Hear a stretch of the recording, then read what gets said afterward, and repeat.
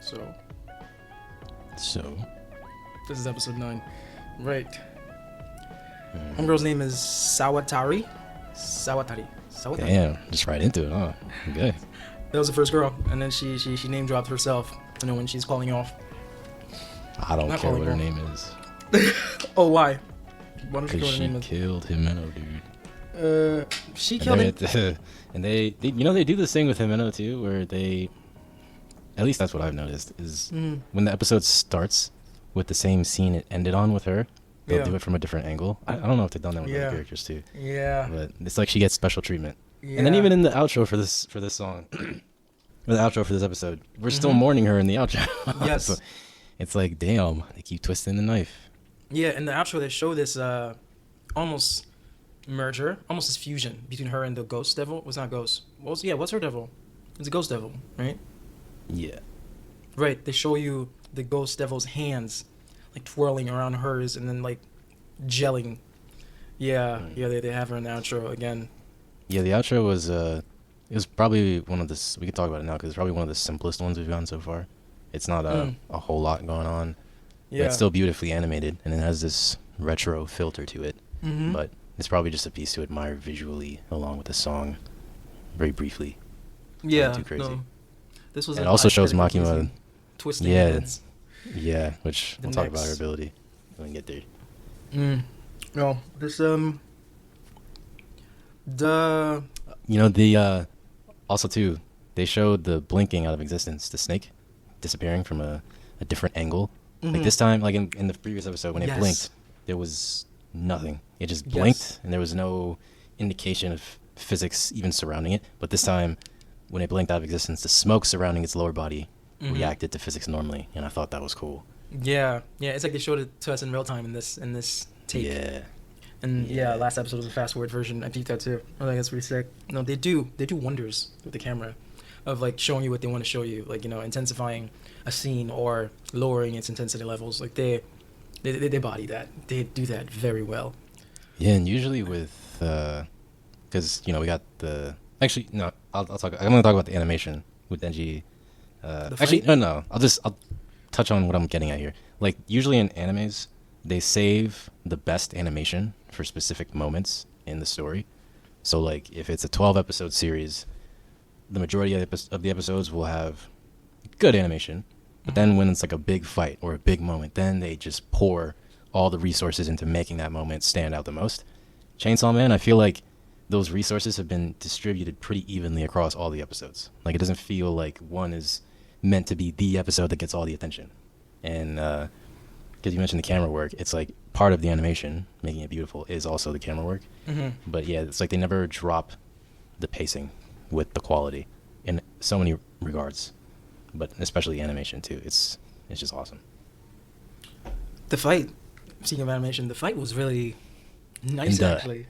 Yeah, and also the face-off too. Like, tell me that's not one of the most badass face-offs you've ever seen. It was extremely. Cool. Which one? Yeah. Before the intro, music. Yeah, with Denji and the sword guy. The sword devil, whatever his name is, and the smoke made it even nicer actually, because they keep disappearing and reappearing. It kept you on your toes, kept it on the edge. An extremely memorable character design facing off against this mirror. And then, do I even need to mention how perfect of a choice it is to have the episode 3 ending track playing? Like the way they the way they decide to show Denji during the ramp up of the song, so it feels like the hero is awakening. And then during the beat drop, they show the sword guy stancing up as if to say through the music that like the main villain of the season has arrived. It's just perfection. And then they give the moment time to breathe as they stare each other down. And then when the song goes crazy, they start going at it. Like, that face-off could not have been captured better. And they only played that song 3 times, once in the outro, once when Denji jumped into the Infinity Devil, and now here. They only bring it out when the moment begs for it. And my God, this moment was begging. And they deliciously satisfied. It was perfect. It was an amusing fight. Yeah, I really like it. I'm wondering what other contract does he have to do the flash move? Not flash, move so fast that you only see when he's done. That's such a sick move. And I don't think you've seen enough anime to encounter this, but there's a a thing. It's sort of a people know from anime. It's like somebody would lightly unsheath a sword and then quickly sheath it back in, and then whoever they're facing is already cut. I think I've seen that. Okay, yeah. Maybe it's not anime. Maybe no, it's got to be anime. No. And one of the ones you've showed me, of course, because I don't watch anime like at my leisure voluntarily. Yeah, I think I've seen that. One of the animes. There's had to be one of the fighters who used a sword. Yeah, didn't homegirl know she was chains. That's homeboy. That's not even homegirl, homeboy, right? Bro. Stay disrespecting Kurapika all these years later. Oh my god, homeboy. Oh. Yeah, this is worse than what's the name of the girl from the guy? Armin? No, not Armin. This is recent. Steins Gate. What's her name? Maki Buso. No, Ruka. Yeah, Ruka. Yeah. Oh man. Technically, Ruka was a girl and a guy. So. Bro, they just they had Ruka all over the spectrum. Like, you know what? He is whatever he wants to be. But no, the fight was sick. He when he sliced him. Right. What I was gonna say is, even when Denji is full devil, chains out and head, arms, the human is still there, because he still protects civilians, even bad guys who are attacking him, because these guys are shooting. Like, and he didn't chop any of them up. Like, he hit him. He knocked one out with his elbow. Like, he hit one with his arm. Like, he threatened to kill another one, which he probably wasn't going to. And you can see that he's still, full form or not, he's still in control, which is so nice, actually. That's probably another thing that the rest of them can't do. But yeah, I mean, Denji he's an outlier in the first place, but also the sword guy is also an outlier. But he also seems like, you know, he's in control. His motives are terrible, but he's still I don't think he's just in control, I think. Okay, the thing is, it's just about them. They're the only two that we know, right? The rest are humans with contracts and power, which is like a corpse. Because it's a very rare, like, this is not supposed to happen. Like, you're not supposed to be existing like they're existing. This is Siri. To beat an anomaly, you need an anomaly. How did she word it? Yeah, I'm jumping from anime to anime tonight. That's crazy. I don't remember how she worded it to beat Frieren. That's some crazy stuff. It was basically that. Like, you need an anomaly to face an anomaly. Yeah. So, now we're getting to the girl, of course. She's alive. Wild. Christian? Wait, which girl? Makima. Oh, you called her the girl. You gotta use her proper name, dude. She's a foreign character. She's a woman. Okay. Oh, offense. She's the girl. Yeah. She's the girl. She's her. Bro, she's him. She's the way she stood up all covered in blood, that was hot as fuck. Yeah. I'm kidding. Okay. No, honestly, Christian, I'm as perverted as I can be at time. Like, I like when they make my imagination work. I'm not wording this properly, as in they have gone out of their way to sexualize this woman, especially in this episode. They've been doing that. In this episode?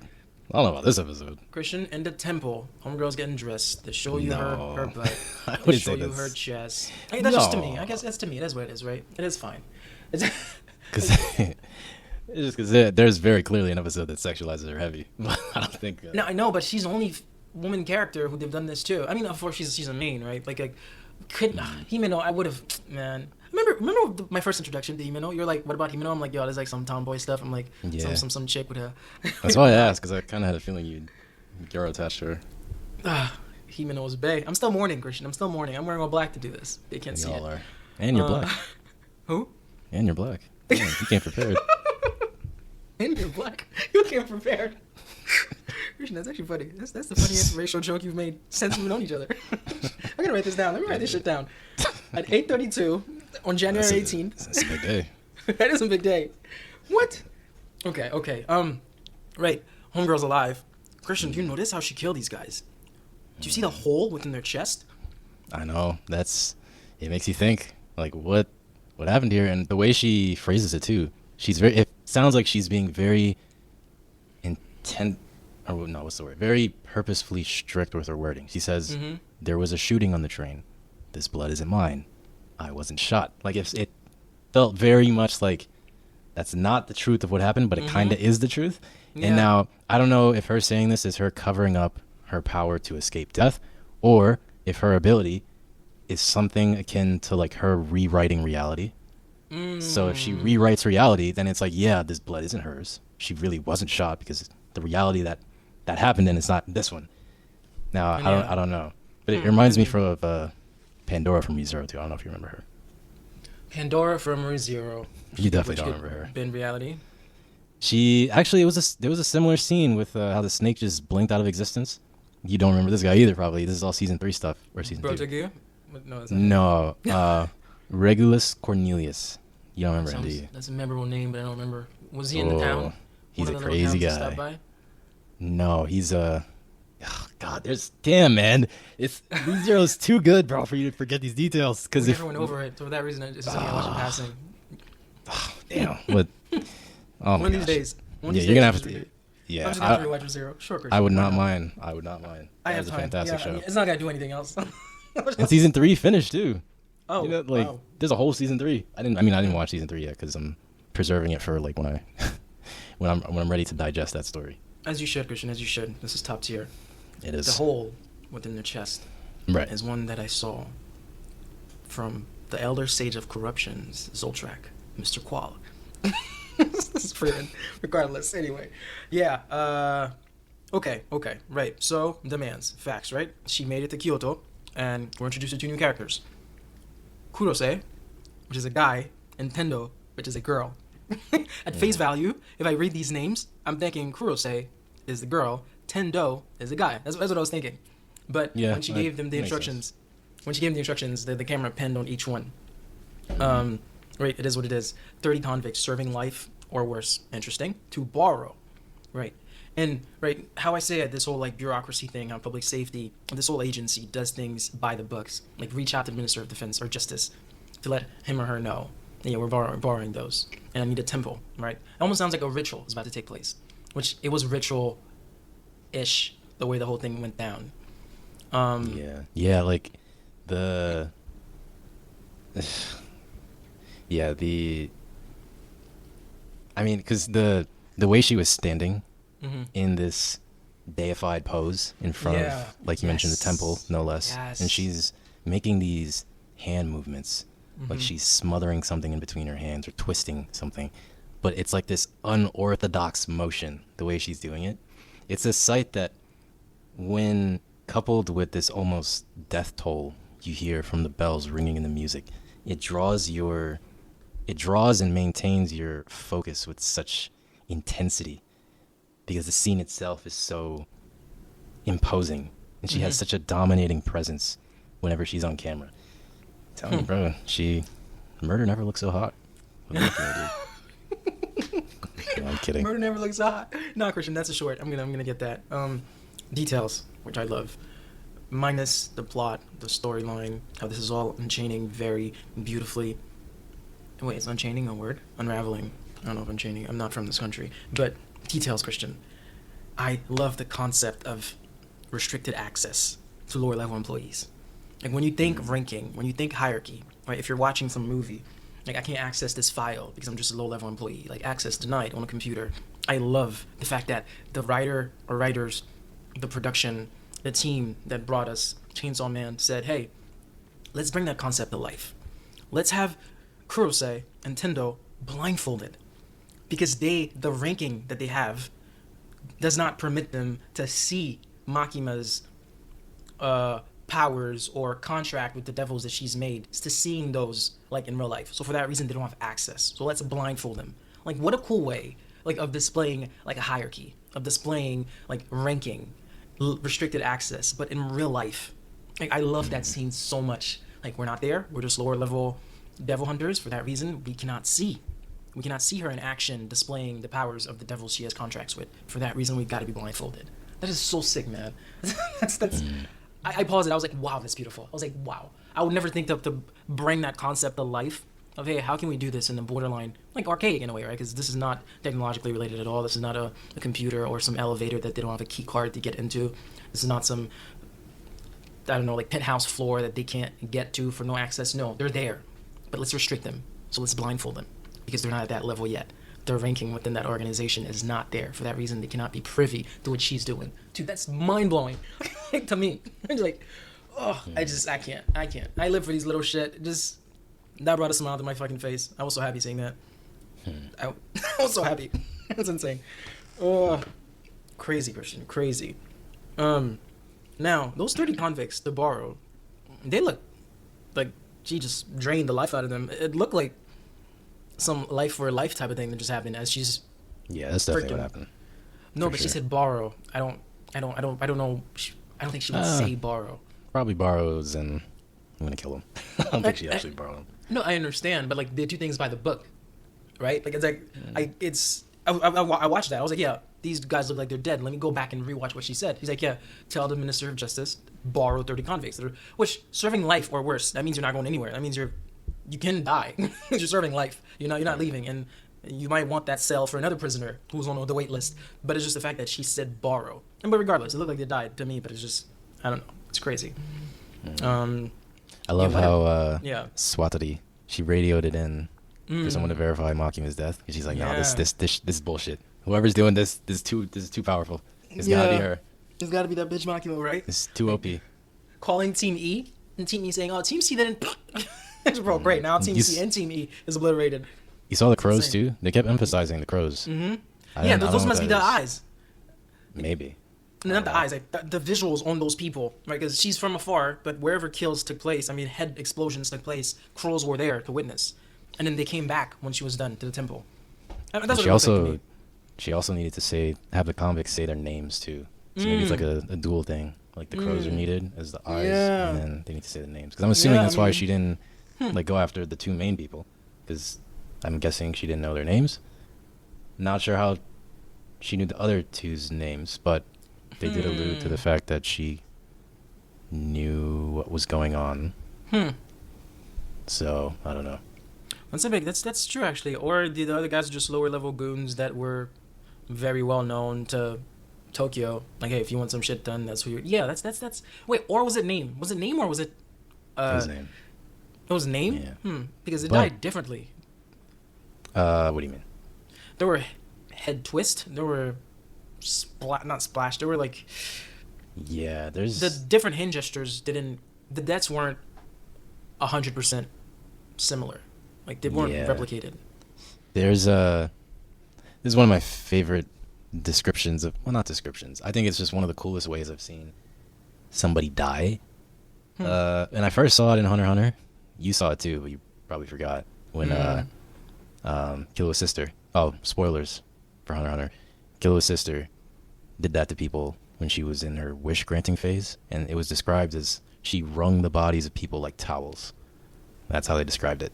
And that's exactly what Makima did here with some of those deaths. Like they were wrung out as if they were just towels. And did I tell you about my dream of this like guy in a suit? He had a TV for a head. Did I ever tell you about this one? Yeah, I think you told me about that one actually. Okay. You actually did.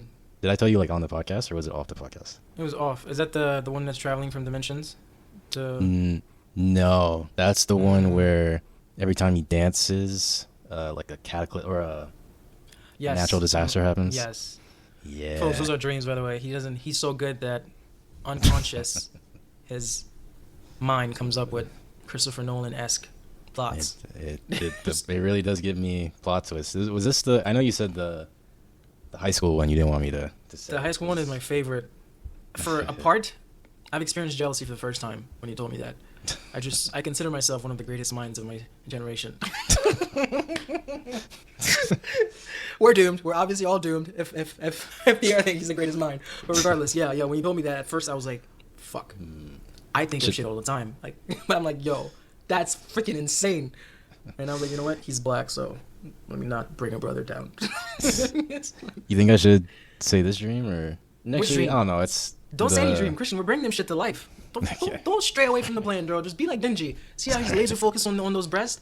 The plan is to garner a strong audience of like-minded listeners and folks who enjoy dissecting storytelling, and then for us to be like, hey guys, we make them too. Come over here. That's the master plan. Yes, like nah, Christian. Do not tell anyone. Like, actually, you know what? You don't have to. I'm gonna get a patent for you. just like, yeah, this dream right there. That's on my notes because he shared it with me. I'm gonna walk into some bank and be like, can we get this patented? I don't care if someone come with something close. Yeah, this cannot be touched. Christian, that's freaking sick. That story's sick, actually. I'm getting better with Blender, so maybe sometime soon, in the near future. Blender. Oh, and I gotta polish checkmate. Oh, I was thinking about so many different things I can do with that story too. But regardless, some crazy stuff. I remember. Look at us out here writing stories, man. They don't even know.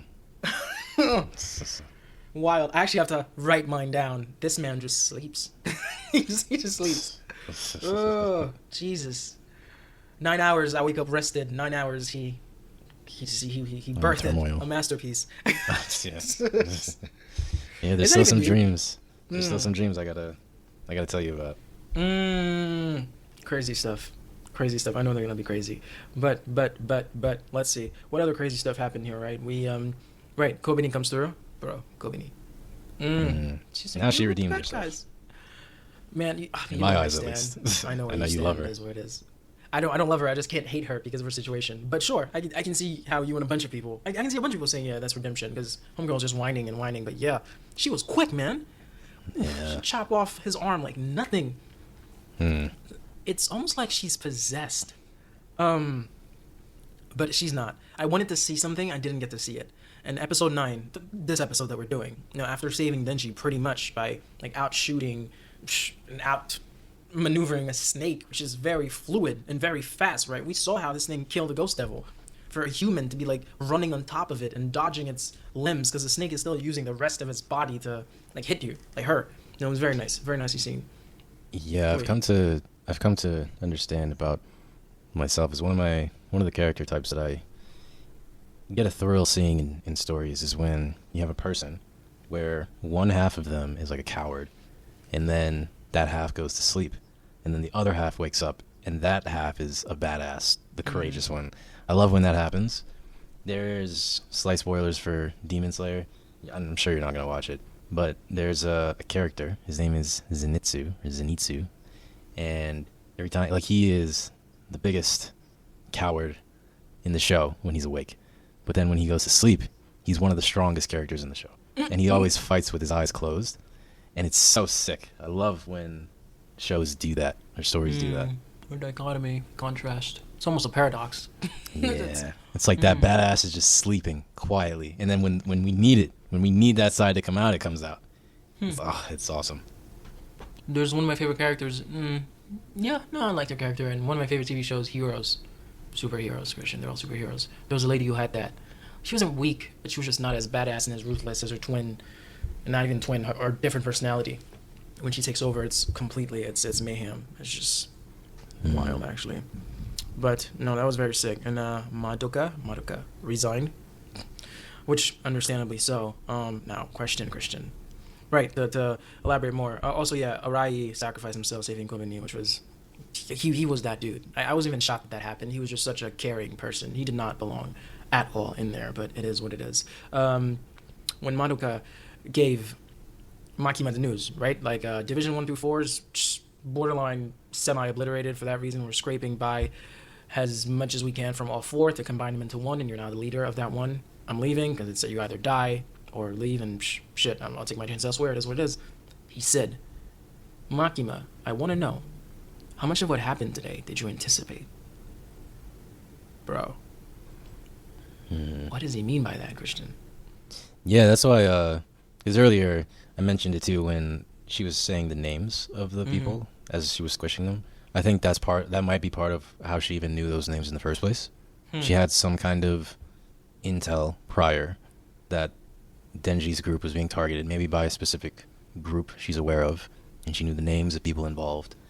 And it wasn't just Denji's group. Like, we saw Kobeni was attacked, Denji was attacked, she was attacked. So she had insight beforehand, and I assume that's what they're getting at here, that she knew this stuff was going to happen somehow. We don't know how exactly, though.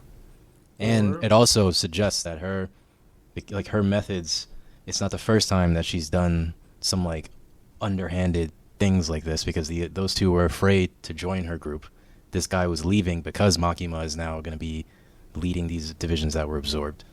So it sounds like her tactics tend to, like, use lives as pieces on the chessboard that are sacrificed when needed. That's what you. That's how you interpreted his resignation. Yeah. Huh. And but also because it was in the context of the other two being scared at the thought of her, like, leading everybody. The other two, yeah, perception is fucking everything. From my lenses, the other two were scared from everything that's happening that day. What do you mean? One got attacked, two got attacked, three's also attacked. Oh my god, what do you mean? This guy's like, hey, everyone's dying. There's only a few of us left. I don't want to do this anymore. I didn't see it. I didn't see any of that directed towards. I didn't see their fear or his resignation directed, or is the cause of her ascension to, I guess, the highest level. Like she's now the boss of 4. I thought it was mostly for the situation. A bunch of us died today, so I'm leaving.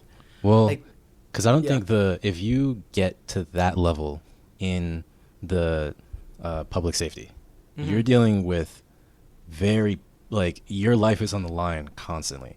So I don't see people that are so close to Makima that they could engage in conversation with her, because they've made it like clear that she's very high up there.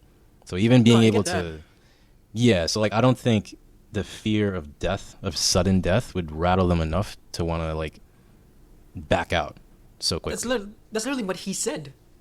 We're dismembered. The few of us that are left is like barely enough to make one group. It's either I stay here or I die. And he's like, I'm going to take my chances elsewhere. Those were his words. But I don't think that's like, if there's like a percentage of the feeling that caused them to like be weary of the day, part of that pie is the fact that a lot of people died. But I think the majority of the pie is just how scary Makima is. I did not get that at all. But this is what great stories do. It is what it is. And this is why we do these things too, Christian, because we're one of the few left critical thinkers. Well, okay, I would be careful saying that. That's a joke. I have a very low IQ. I can only speak 3 languages. But anyway, we're back. Listen, Christian, this was sick. We already talked about the end credit song. I don't have anything else, good. man. This Can we move on to episode the 9 next was a shit. Until next time for the next one, I'm going to sleep. All right. And I was kidding. My IQ is very low. I'm a mere simpleton. Elementary mindset. But anyway, all right, let's go. Bye. All right. See ya.